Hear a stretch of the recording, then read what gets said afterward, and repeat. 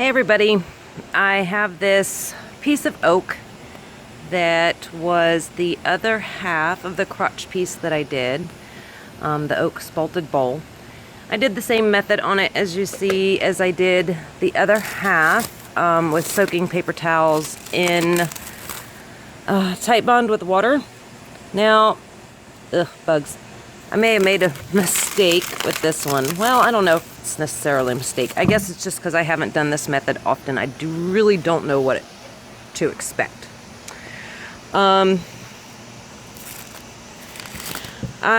This was several weeks ago that I coated this with Titebond and water.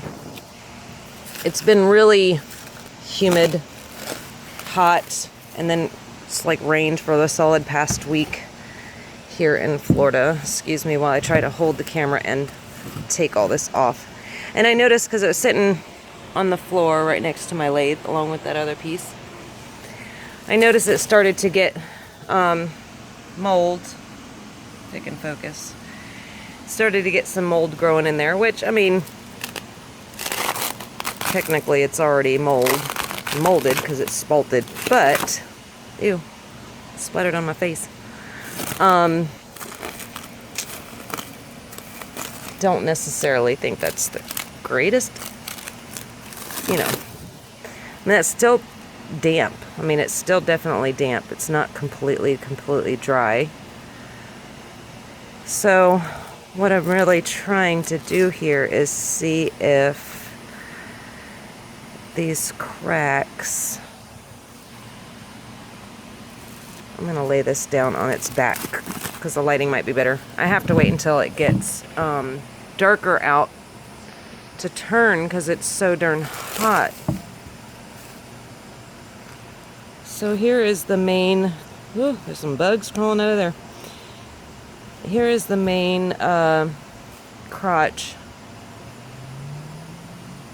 These parts always scare me because, you know, crotch pieces, they're beautiful and everything. Sorry, my phone quit.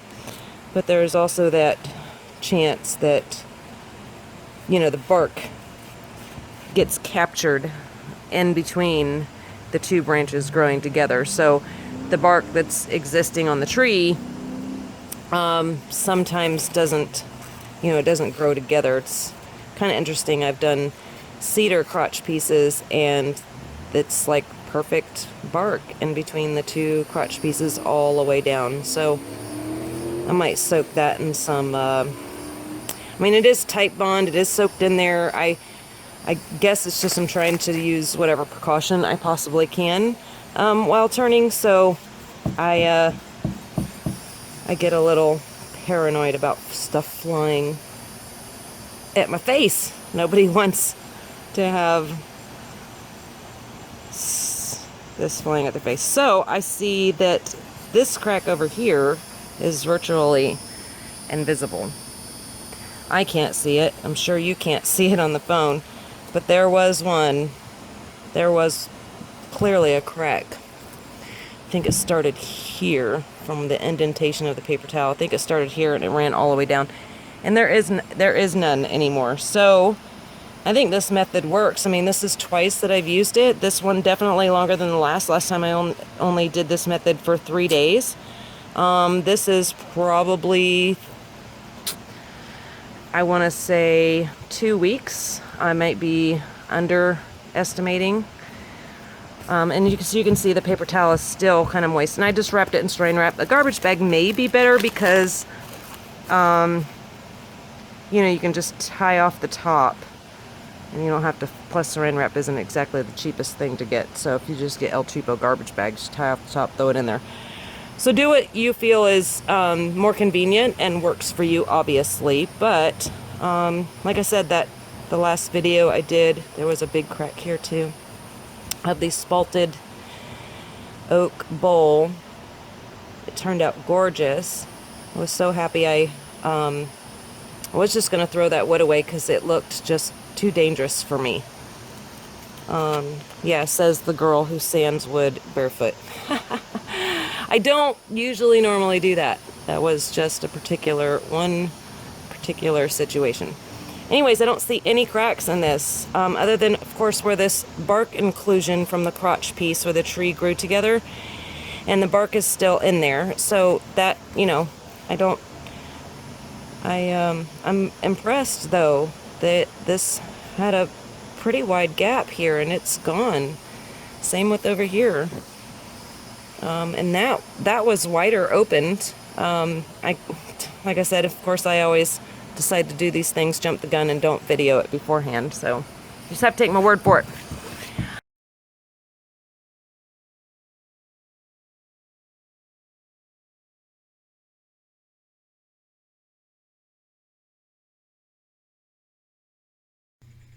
I don't have a bandsaw that is big enough to cut a circle, and I didn't want to break out the chainsaw and possibly destroy this piece worse than what it is. So there wasn't a whole lot. As you can see, the circle I drew, there wasn't a whole lot that was off balance. It's, you know, a pretty dry piece of wood.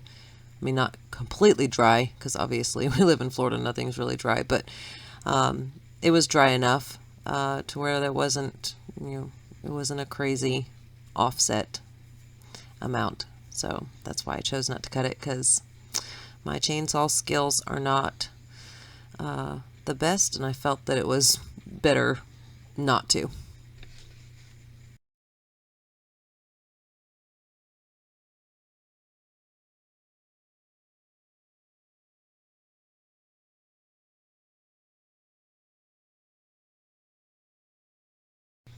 Someone mentioned in the comments that my tailstock quill is out pretty far. Well, it kind of has to be because of how the tool rest is designed. The nub that I just circled here is on the front side as well, and it sticks out a little bit past where the end of my tool rest is. So it's kind of hard to get close to projects if they hang off past half of the tool rest. So I have to have it far out like that so I can turn my banjo and my tool rest in such a way to actually reach the project and get it close enough for my tool. So yeah, I would love to have it closer. I think it's a really a key design, but unfortunately that's just the way it is, and that's why.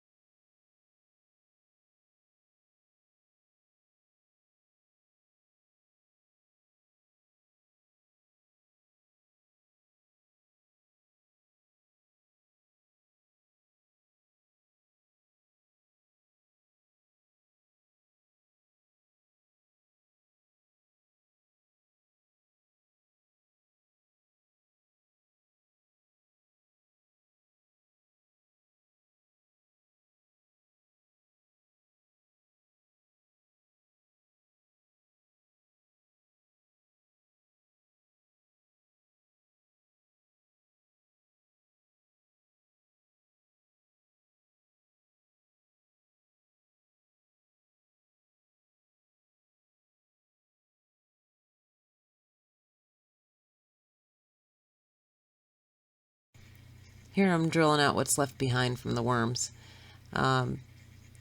It's a very like a hard but powdery, so if you try to put a finish over on top of it, it kind of turns dark. And so my last ball decided not to fill it because there weren't as many, and it kind of looked, you know, nice. With this one, there are quite a bit. I did learn a trick afterwards, because I was like, you know, when I put a finish on this, I normally can see these are the ones that I've missed. And I did miss a few small spots in this piece, but I learned a trick. Obviously, if you're going to fill it with resin, you don't want to put water on it because it'll take a little bit to dry and the resin won't stick.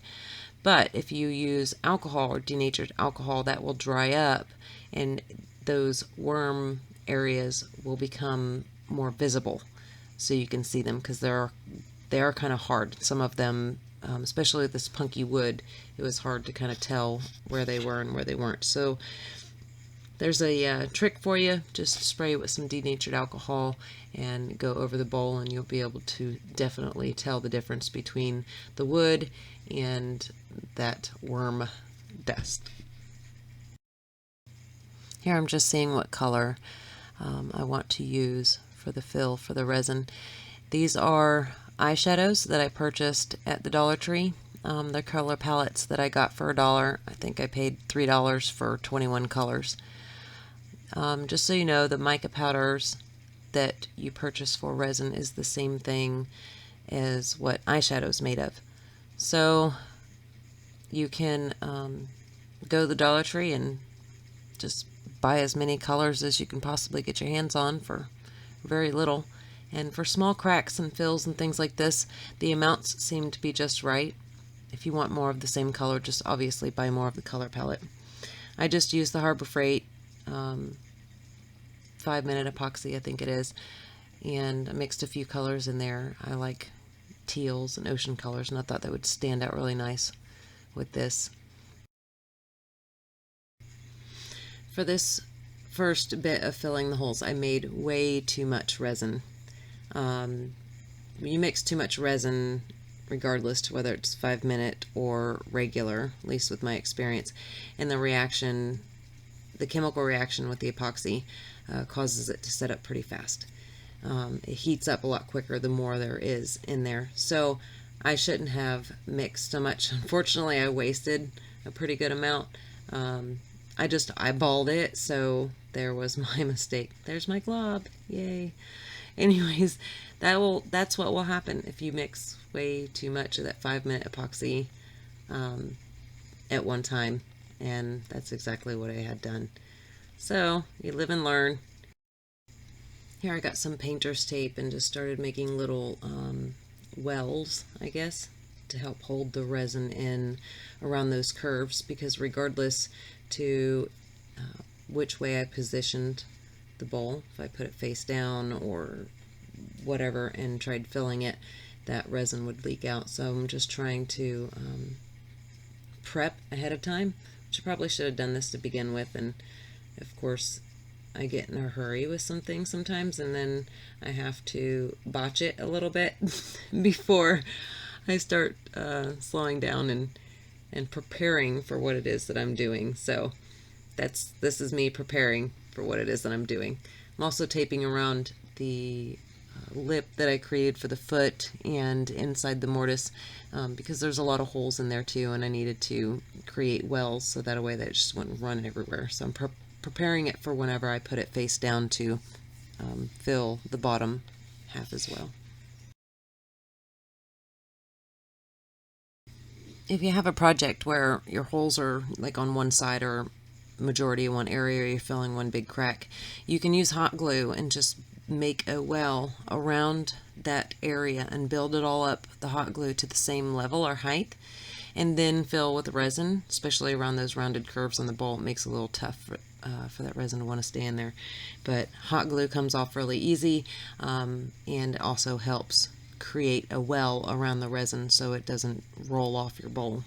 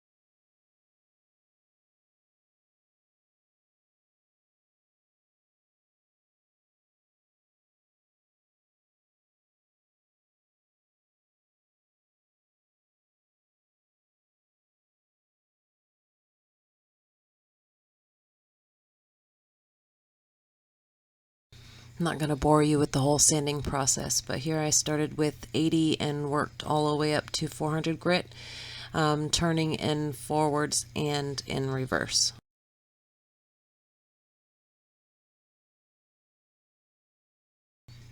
Here I'm just adding some tung oil because I'm not going to put my final finish on it until after I hollow it out. I have some time to sit. I'm only putting enough for it to soak in really good and not really leave behind a tacky finish.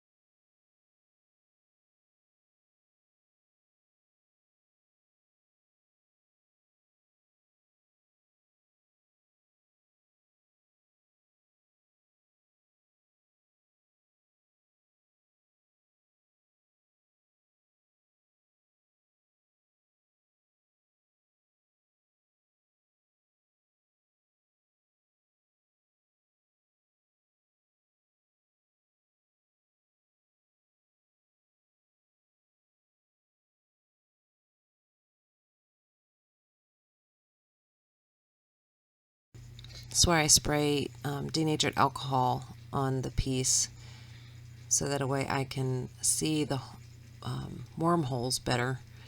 You can see the dark spots is where the wormholes are.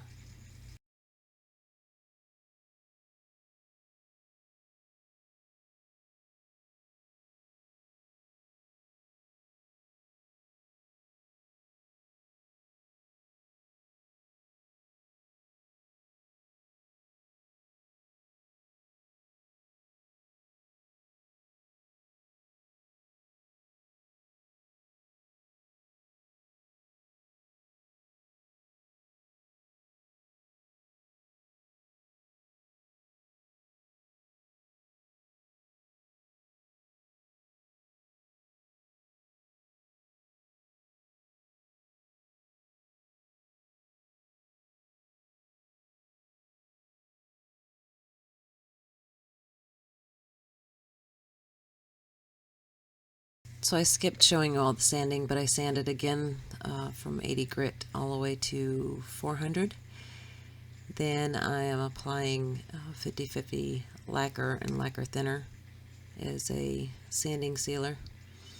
And then I'll go back and sand again, starting with 320 and then 400.